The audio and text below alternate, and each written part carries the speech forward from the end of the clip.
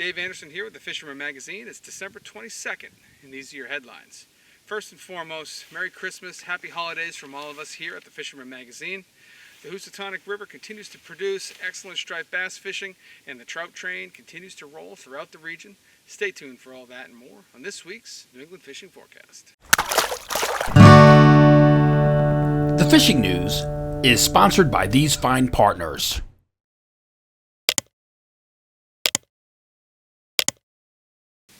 Before we begin, just got a couple of news items I want to cover. The first one is the giveaways that we have for renewals and new subscriptions at the shows this year. We've brought in or partnered up with BKK hooks. Here's some Lone Diablos, which are my favorite of the ones that we've brought in. But we have circle hooks for you striper guys that like to fish with live bait. We have beak hooks, which are good for all different types of other live bait fishing, bottom fishing, tog fishing, stuff like that. And then again, the Lone Diablos here. These are inline single hooks. This is the 9.0. I don't think we have 9.0s. I think we have 7s and maybe 5s. But if you haven't tried fishing with an inline single hook, I really think you should give it a shot. There's two reasons. One, it's easier on the fish, so any attachment point on any plug you use is going to go from 3 points, like it would normally be with a treble hook, to 1 with an inline single. But the other thing is these hooks have an immense gap on them, and they're dangerously sharp. So when you hook up on these hooks, I mean, I'm telling you, I don't feel like I miss that many fish, if any, more than I normally would. But I'll tell you one thing I never do is I never lose fish. These giant gaps and these super sharp points, they just make it almost impossible for you to lose a fish. And honestly, especially with topwater plugs, I'm moving over more and more and more to inline singles only, because I find that they're just that much more effective. Then on the other thing that we want to talk about is the giveaway that we've been running since October.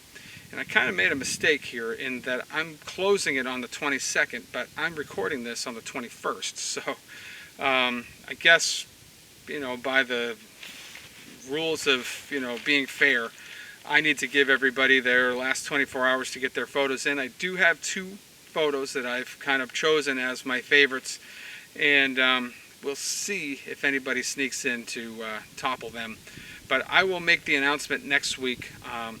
But we'll start a new giveaway today. I'm going to make something for this one, something that's going to be kind of winter colored. So I haven't totally nailed down exactly what I'm going to do yet, but I'm going to do something cool. And hopefully I'll have more details on that for you guys next week. But in the interim, get out there and make your last shot. You got 24 hours, well, less than that at this point. You got half a day to impress me. So get those photos into me at danderson@thefisherman.com or text them to the number on the screen, and we'll pick a winner next time. Now we're going to start things off in Massachusetts, as we always do. We're also going to kind of look north over the border here, and it's been a really windy, blustery week, and it's been cold, so we are starting to see some ice. In fact, here I am in southern Rhode Island, and look behind me here, and you can probably see, and if not, you'll know now. It's ice out there. So, things are starting to definitely cool down. It's starting to feel like winter out here, and that's been the dominant thing that most guys are kind of getting excited about, is ice fishing. As far as I know, there aren't any safe ponds in Massachusetts, Connecticut, or Rhode Island. There might be, 1 or 2 here, some little sheltered valley pond out there somewhere, but I haven't heard of anyone drilling a hole in the ice in the lower 3 states there. However, in New Hampshire and Maine, I've heard of guys out ice fishing on some of the smaller ponds, and I'm going to guess that it's happening in northern parts of Vermont as well. We got a video this week from James, who was out on a pond up in New Hampshire somewhere, so let's toss it over to him and get a full report. Hi Dave, up here in Haverhill, right on the Merrimack, taking my lunch break, checking out a few things. So the latest report is, not so much up this area, but the holdover striper scene has kind of picked up a bit since we had that low pressure system roll through and then the high come in. Guys are getting some decent fish in the holdover spots. I would just be a little cautious and making sure if you're out on the water that you're protected. The water is quite cold. If anybody has an issue getting wet, hypothermia will set in real fast. Now over to the freshwater side, I did take a trip up north, quite a ways north, found some ice, did some fishing. Just so happens that we were on the water as the high pressure system rolled in, and those fish had locked jaw. I managed a bunch of yellow perch, but our target species were trout, and we did not catch any. Some of the other guys, they had 0. So I felt lucky that I got those yellow perch.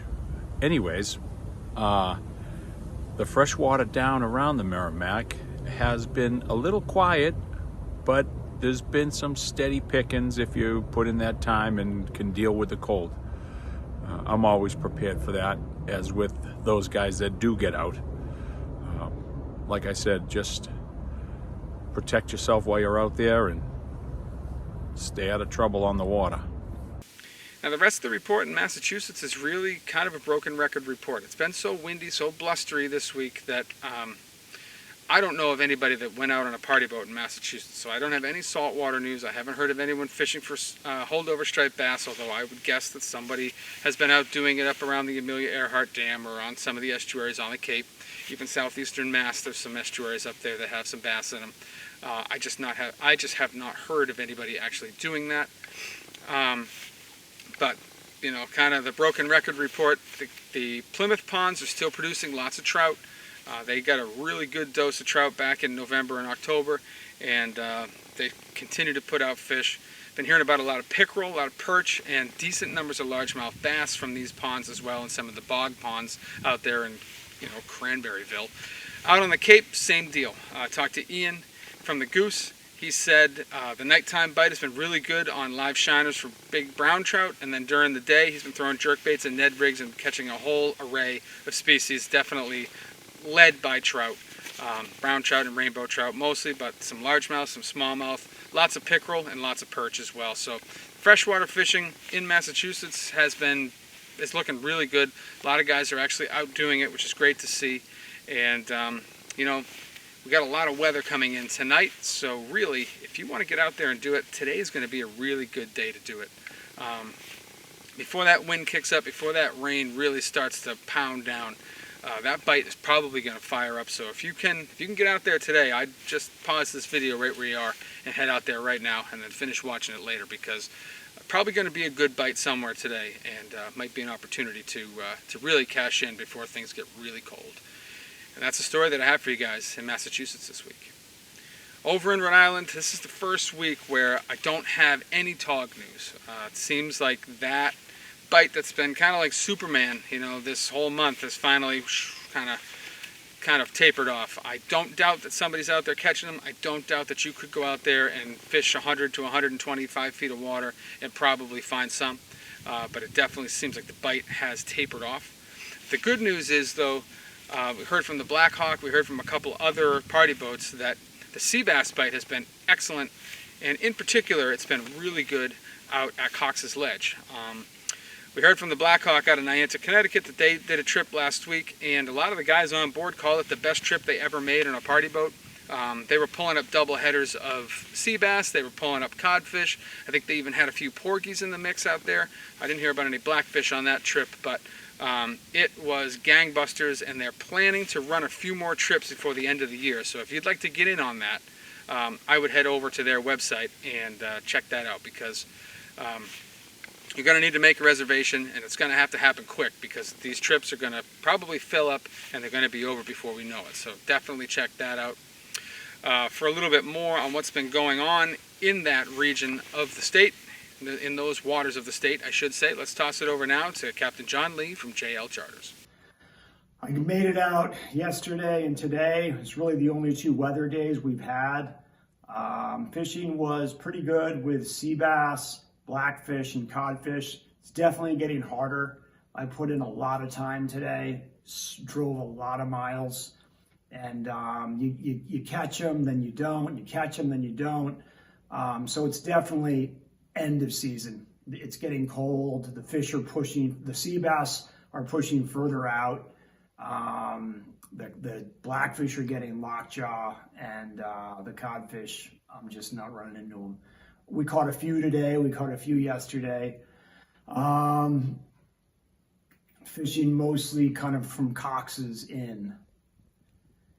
That's it. So we'll be getting into reels. I'll be doing maybe some freshwater fishing, but I'll just be working on the boat and doing a lot of fiberglass work, doing some reel maintenance. So I'll be talking about those things and running the pilot boat. So that's it. Take care. See you around. On the striper front, I have not heard of anybody catching a striped bass from the beach in some time now. Even along South County, I heard nothing. I'm going to guess that is completely over. And even if it's not, it will be after this storm blows through. So let's declare that done for the year. However, striped bass fishing in the estuaries, the holdover fisheries, are going strong from the Taunton River to the Providence River, Seekonk River, down along the South Shore, Point Judith Pond and all the other salt ponds over there. They all have striped bass populations. They don't all have them every year, but it's a hunting game. You go around, you either head out in the boat or the kayak and put your fish finder on and look for schools, or you just prospect. You just go along in the waders and throw your baits out there and see if you can find them. Because once you get on them, the bite's usually pretty good. Rhode Island's not known for producing lots of big holdover striped bass. I mean, really, they typically top out at about 20 pounds in my experience, but really most of them are much smaller than that, say around 20 inches. But the bite could be really good, and it really feels like you're cheating the season when you get it done in December. Have no freshwater news at all from Rhode Island this week. I would guess that some of the salmon and trout ponds are still producing fish, but we didn't hear anything on the freshwater front, so that's what I have for you guys in Rhode Island this week. And moving over into Connecticut, not a lot of saltwater news there either, unless you're jumping on the Black Hawk and heading out to Coxes Ledge for the sea bass and codfish bite. But the only saltwater species that's gaining any traction in Connecticut is holdover striped bass, which actually the best holdover striper fishing in New England tends to be in Connecticut waters, and you can kind of split that between the Thames, the Connecticut River, and of course the Housatonic River. Word from the Thames is that there have been fish this year.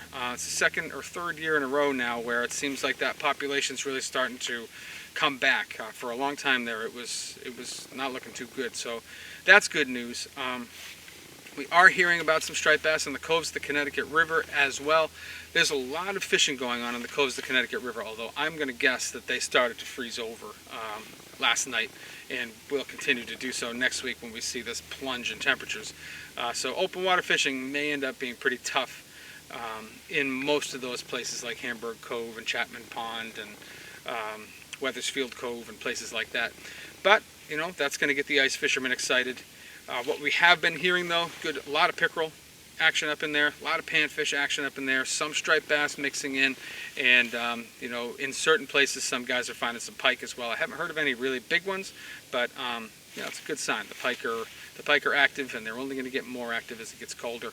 So that's something that you guys can get excited about. And if you're looking to get in on some of this pike action, you may want to check out Aaron Swanson's story on targeting your personal best pike in the January issue, which just dropped online this past week. So definitely want to check that out.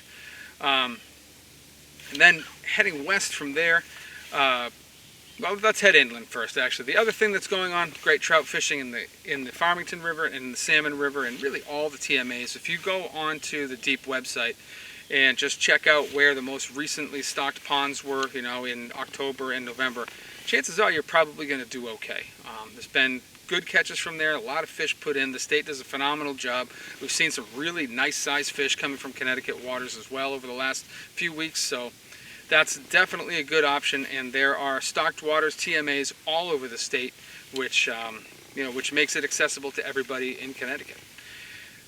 Moving out further west, of course, the Housatonic River is pulling in a lot of fishermen, really, from Massachusetts, Rhode Island, and Connecticut, and New York, and New Jersey.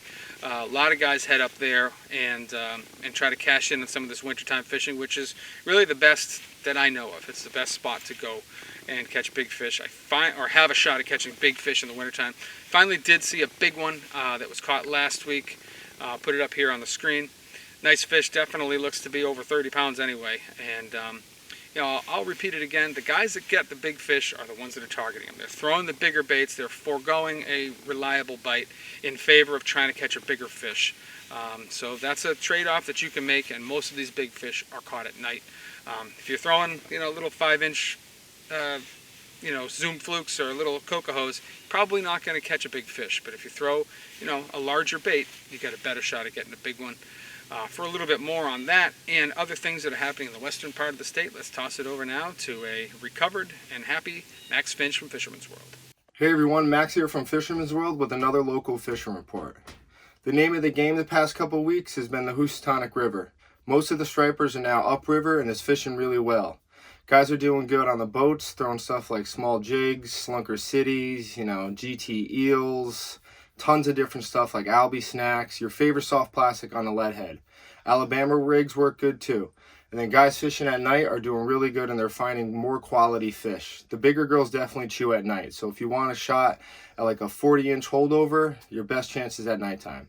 Locally around our beaches, we have some herring showing up. A couple guys that I do know that still have their boats in, they are getting herring out in the deeper water. We just need a concentration of these fish to come into the mouths of our harbors and the mouths of our rivers to start their winter spawn. There's still some mackerel around too. Guys are getting them in Stanford, and I've heard some mackerel in the mouth of the Housatonic.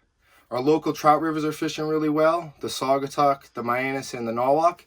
And then the Saugatuck reservoirs are fishing really well too. With some smallmouth action, we've seen some like 4 to 6 pound trout mixed in.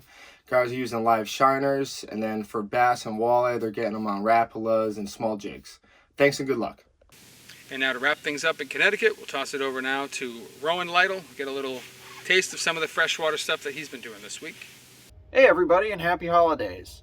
The weather's real flip-floppy here in central Connecticut this week, but the fishing's pretty decent in the area of the Connecticut River. The last couple clients I've had, I took out on trout management areas, and both of them had full grand slams. They got browns, brookies, rainbows, and tiger trout. And that's about as many salmonids as you can catch in central Connecticut any time of year. So, yeah, good numbers of fish. It's been decently productive. We're going to get a lot of rain the next couple days. That'll bring the flows up. Expect to fish bigger presentations, streamers, jerk baits, larger jigs. That'll produce pretty well for trout for you. Captain Noah Johnson, of course, isn't with me right now, but he's been out looking for holdover striped bass. He had some half-decent luck yesterday. He didn't catch that many fish, but there's some winter stripers to be caught. Enjoy the holidays, everybody. Hope you have a good time with your families and get out and fish a little bit. Tight lines.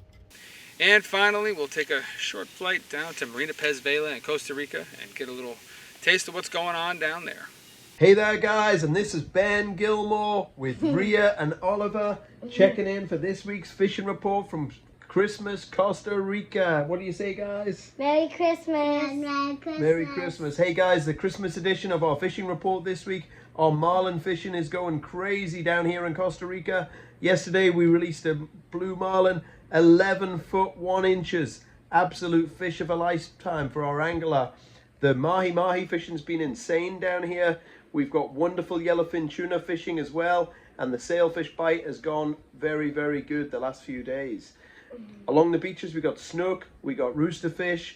No turkey down here, guys. It's all about the fishing. We hope to see you down here this winter. Come and check us out. Ben Gilmour Jackpot Sport Fishing. Ho, ho, ho, ho, ho. Merry Christmas. Merry Christmas. Hey Dave, currently I'm on the Farmington River where the flow is normal for this time of year, probably mid 300 CFS range. We're going to receive a ton of rain, 2 to 3 inches, Thursday into Friday. So I'm not going to give my report based on current conditions, but what we're headed into. So with the streams pumping up in flow and the water being cold, fish are really going to seek refuge in areas where they get protection from the current. You can also fish larger flies, whether it be jig streamers or streamers or mops or big stone flies. Those are the types of flies that you're going to want to look to in higher flows. Your back channels again, offer a little more protection where fish can get out of the current. Those are the types of places you're going to be focusing on. On warmer days, especially with clear skies and high sun, you get more of a temperature spike. Just because you have warm air temp does not equate to a bump in temperature in the water, and that's what you want to pay attention to in the winter, because your temp spike is going to get the bugs moving around, which is going to correlate to the fish that are going to feed. So usually around 9 a.m. to 11 a.m., that's when your temp spike is going to occur.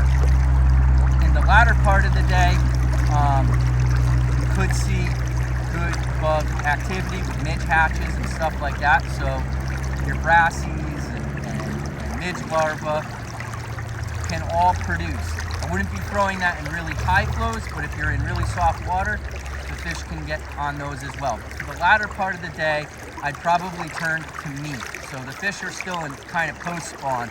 We're starting to get a lot of females on the Farmington, and that's because they're recovering still from the spawn, looking to pack on some weight for the winter.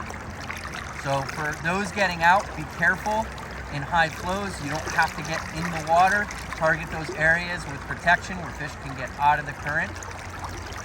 And winter gloves, really important right now. Fingerless. I don't like gloves with flaps on them because it can catch your fly line on it. So wool is best because it retains its warmth properties even when it gets wet. Good winter hat and good layering. And if your feet get cold, get out of the water and have a quick warm up. Back to you, Dave. That's what I have for you guys in the reports this week. Things are winding down a little bit, but there's still lots of options out there, and the ponds are starting to freeze up, so it won't be long before you have a whole new spread of options out there. So just stick with it. Coming through looks like it's going to be a cold holiday weekend, but you know, get out there, get some fish, send me the pictures, and you know, just keep on keeping on right into the new year. If you're not a subscriber to The Fisherman, I highly recommend heading over to the website, checking out what we offer. We cover everything from Delaware all the way up to Maine, every species in between, salt, fresh, surf, fly, inshore, offshore, you name it. We've got it all covered.